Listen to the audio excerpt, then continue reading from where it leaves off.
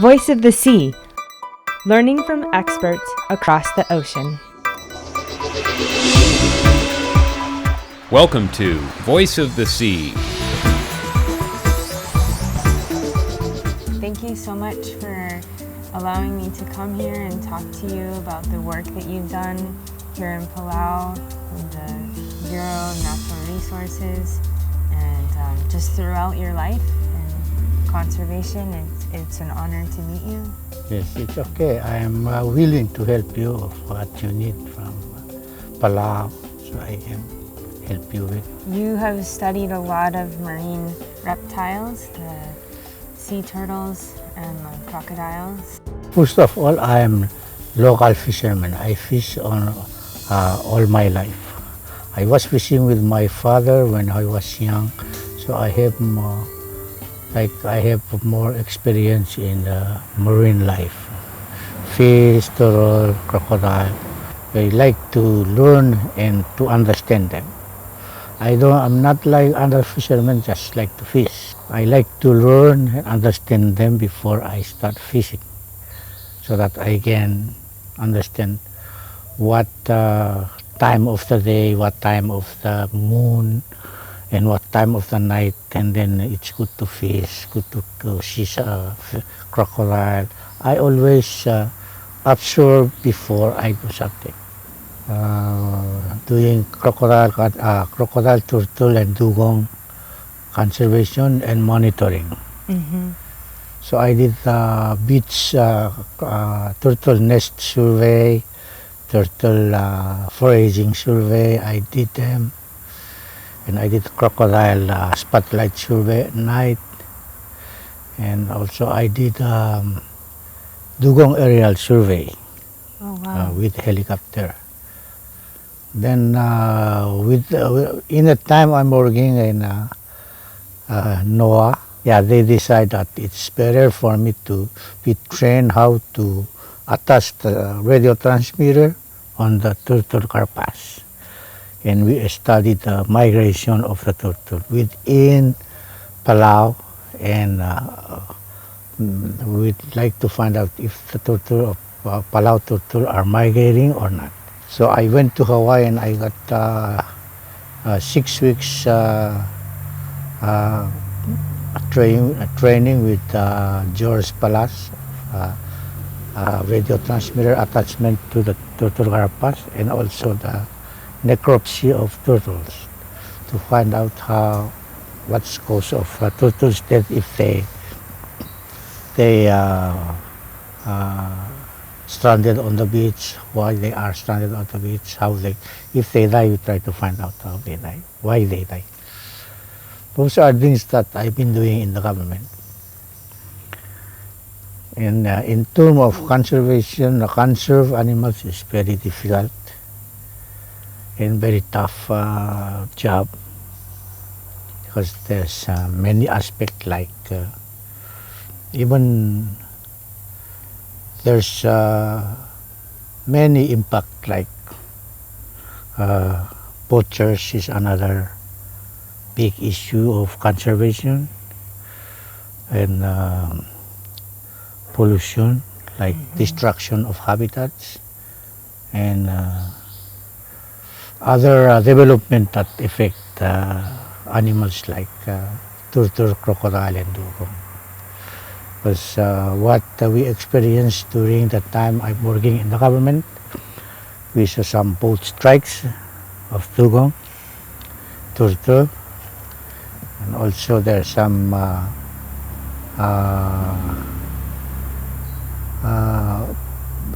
big issue, like what we learn is some big issue like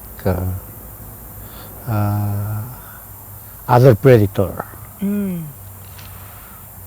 in southern lagoon of Palau. We call it southern lagoon, Rock Island from Koror. We find out some impact with other animals, like monitor lizard is wiping out turtle nest.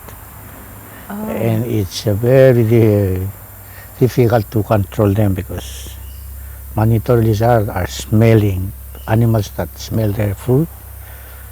Even us, we don't locate the nest, but the monitor lizard can locate it better than us. Even if we hide it with some leaves, cover it with the leaves and things, but they can dig the whole trench to reach the eggs. Which animals are those again? Monitor lizard. Monitor lizard. Are those native to Palau? They are native, but in the main island. We didn't see it in Rock Island before, but now we see it maybe introduced to Rock Island or shift transfer. Maybe they're out of food. Not many source of food in Palau, so they start looking for the food. And the monitor lizard can swim, Oh, I see. so they can transfer from other island to other island. Another big issue during the time I worked in the government about mostly the turtle is global warming, and global warming changed the tide rise very high. A lot of nesting beaches been wiped out, and we experienced some turtle nests that tide really rise really high, and the beach just wash off, and the egg is scattered all over the beach. And also many nests that we inventory nests. We locate the nest, we count the days until they hatch, and then we inventory all the nest. Which nest hatch, which nest didn't hatch. And we see a lot of nests being drowned by tide rise. Oh, wow. We try to determine the cause of that, and we see that they all the egg die in same time, which means the tide really cover the oxygen through the eggs, I see.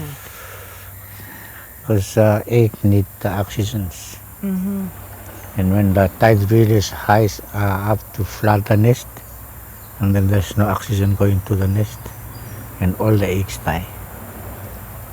So in your turtle program, did you do anything to help protect the eggs from the rising sea level?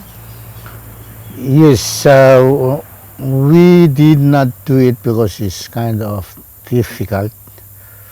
We've been in marine resource before, they experience a lot of mortality with moving eggs. I see. Because turtle egg, crocodile egg are same egg. They same using moisture. They have to be moist, but if there's water, they're gonna drown. And also the turtle egg and crocodile egg is also all the eggs, they have same, almost same purpose, and almost they have same thing, that they have to breathe air. But in turtle egg and crocodile egg are also like that. They have to breathe air, but there's like a balloon that they call it alante sac, that they stick it to the top of the nest and use it to breathe. Oh, wow.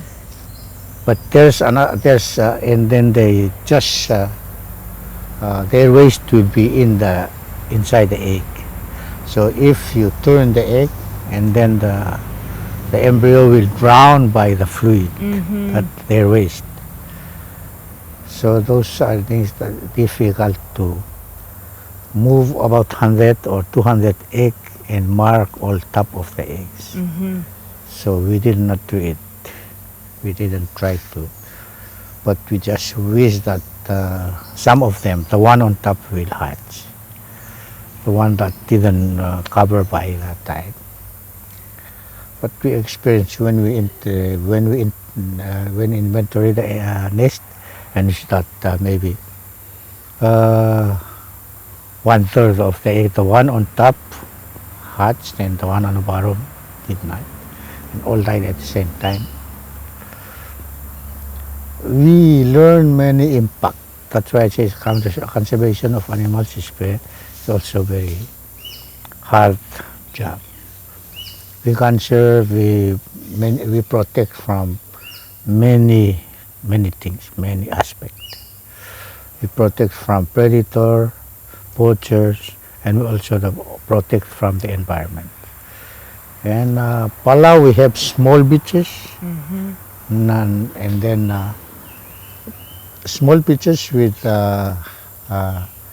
not so thick sand, not like the beach in Florida that they have many kilometers of beach, so they have thick sand. So sometimes when some turtle nest dehydrated, too exposed to the sun, because the female just lay egg on a small beach, that not many vegetation, not many shade. So the nest become very hot. So the embryo will die by overheat temperature. Yeah. Yes. We study many things how we conserve the turtle in Palau. But of course, everywhere the poacher, we cannot control the poacher. There is a poacher. We try to conservation, law enforcement, but still there is, but not many. But the regulation for not fishing for the turtle is fairly new. Is that true? Yes, I think it's. I'm not so sure, but I think it's not yet 1 year that it's moratorium for hawksbill only.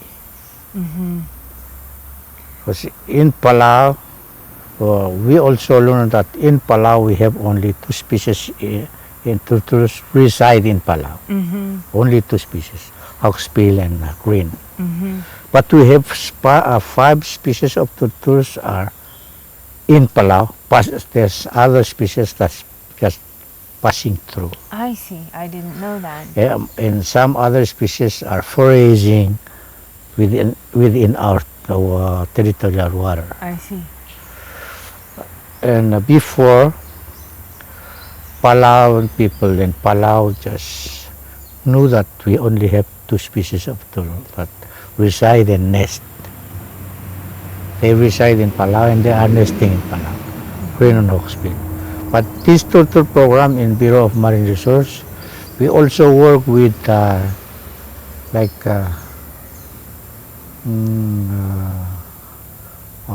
Oceanic Fisheries Observer Program.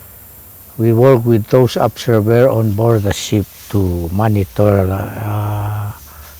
tuna, The fishing. the fishing. And we made a good relationship with them and asked them to collect data of other non-target species like turtle and dugong and the crocodile if they caught by hook.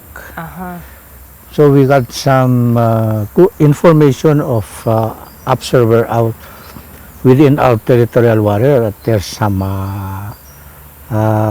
olive ridley, loggerhead, and leatherback turtles also caught on line. I see.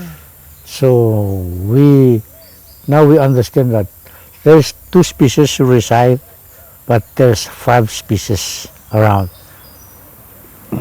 including those 2.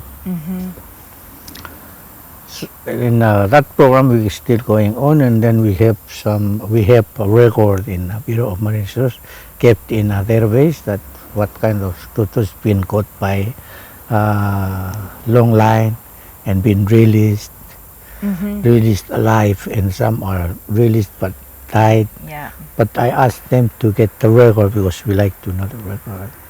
Sure. Yeah, so those are programs that we're doing, and now we understand. And also that program, I'm on a radio talk show almost with the PCS every month to share what our findings, and also we ask public to participate and help of turtle conservation in Palau. As a fisherman, when you talk to the other fishermen about the need to conserve the turtles because their habitat is going away and their ability for their eggs to hatch in their nests is more and more difficult, but the fishermen may still want to catch the turtles. How do you explain to them that the conservation is important?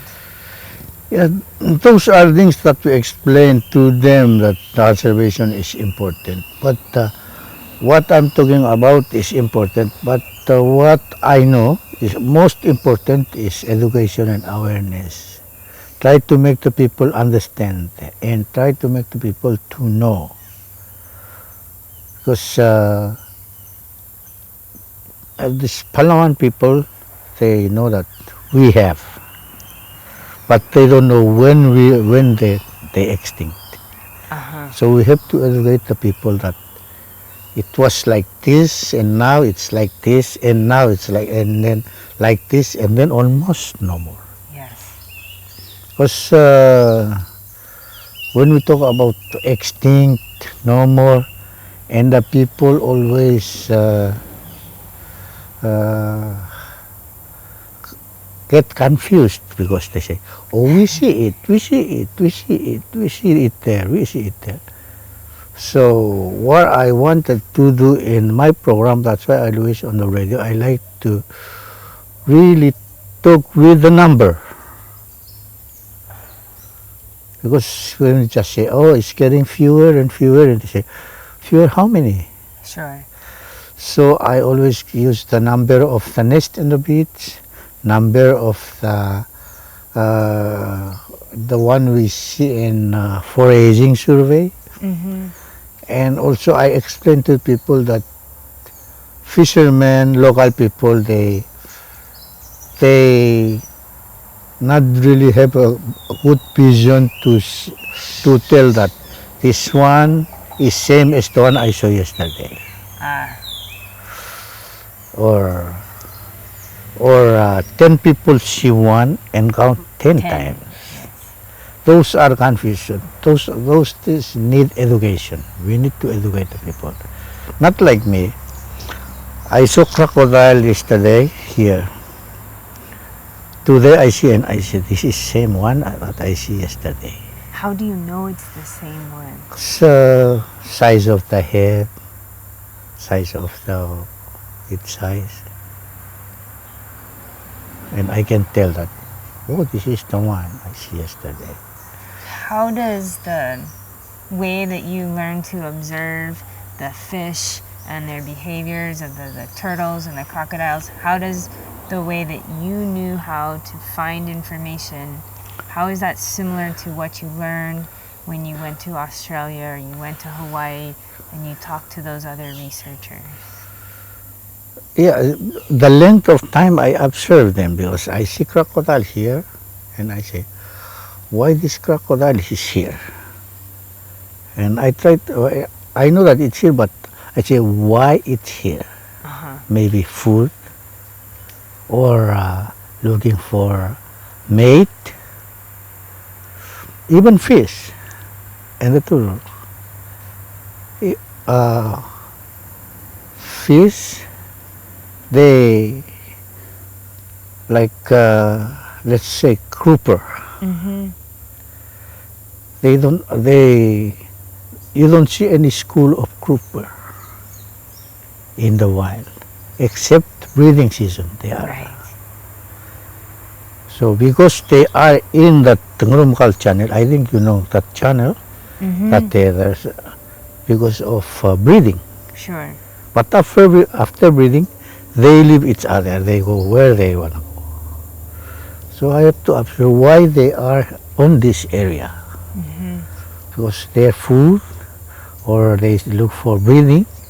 Because animals, they have only 3 life: breeding, feeding, and take care of itself from predator.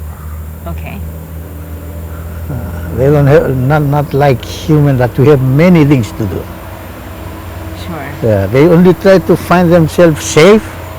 They try to find to make themselves grow and breathe to reproduce again. So those are trainings that why they are in this place.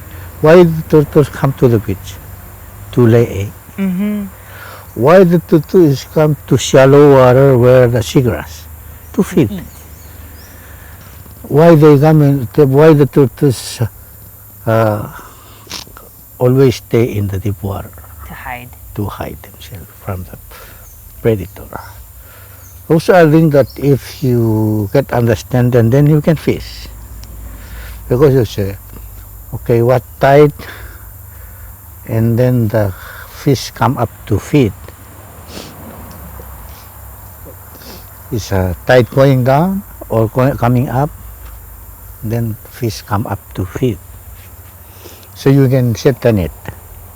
You don't set the net anytime, just because that's what my father did when we were young. We were young, we still don't know, so we always, hey Dad, let's go, we'll let you what? And then he said, no, not yet. Then we always pressure him, we go, let's go. And so we waste time, you're going to get tired. I'm not going to get tired because I used to fish. But when we go out there, then it's hot, you still wait for the tide. You are the one who's going to get tired and start complaining. So we start asking him why. He said, the fish used to come up to fish what kind of fish. The one that digging sand and get their prey food need to the tide to be low so they get the tail can come up and they dig. So like rabbit fish and other fish, when the seagrass stands straight, it's hard for them to feed with it. So they wait until the tide a little bit low, so the seagrass leaves is parallel to the water, and they don't eat seagrass, they eat seaweed on the seagrass. I see. They clean the seagrass. Yeah. So many things I just learned from older people, my father. That's why I can tell that I can doing this, I learn, spend more time to learn. Even the crocodile I observe, I learn how they escape from you. So now I know that if crocodile I see there, then it's dive there, it's not going there. Even the head is faced there, but not going there. When you approach the crocodile is going very fast. They expose their head on top of the water because they see where they go. But once they dive, they just dive, and then they bend their head and turn the opposite way. Not like other fish that if you chase the fish, and then the fish going this way and then just go all the way, so you know that this kind of turtle you chase it that way. Crocodile, no, opposite. Because just run that way and then dive, bend the head, turn. The University of Hawaii Sea Grant College Program, helping coastal communities of Hawaii and the Pacific through research, education, and outreach. Serving the community from elementary to graduate students. Hawaii Sea Grant.